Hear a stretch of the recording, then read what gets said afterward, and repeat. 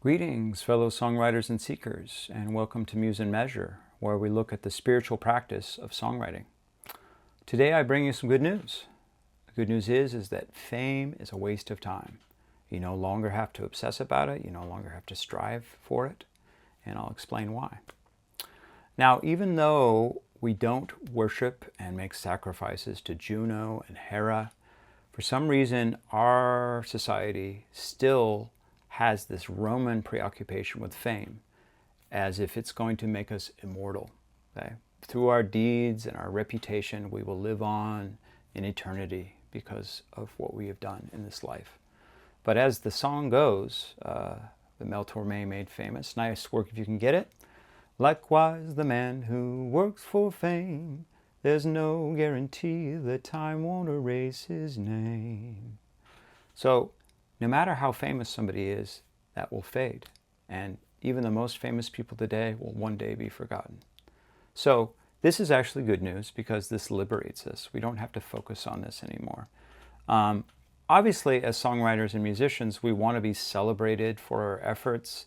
We want to have an audience to listen to what we make. And I know all too well what it's like to pour your blood, sweat, and tears into something and have nobody seem to care. And to really, no matter all the promotion you do, nobody just seems, it just seems like there's no audience for your work. And I certainly can relate to that. Obviously, also, if you want to make a living, same goes. You need to have some level of acclaim.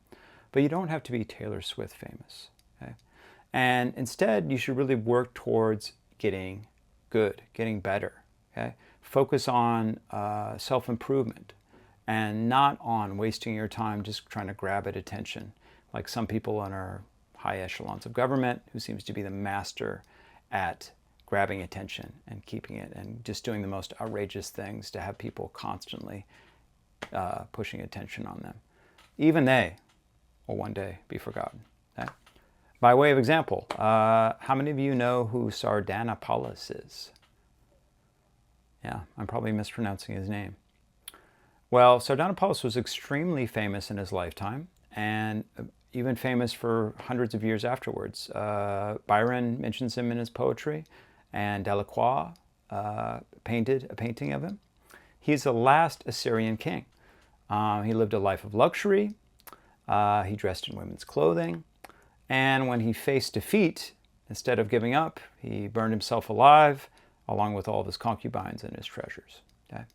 So this man who was hugely famous, nobody remembers anymore, unless you're some scholar who has studied him. Okay? So how do you get over this? Because this is something that obsessed me for a long time. When you're a songwriter and musician and the people you admire are famous, because maybe you wouldn't have known about them otherwise. And it's a real sad testament to our society that we don't value the unfamous. Even if something's good, unless it has some other cachet to it, like other people appreciate or it's hugely famous, it doesn't have the same value. And this is because of this kind of Roman obsession with fame, that something can't really be valuable unless it's famous. And that's really too bad.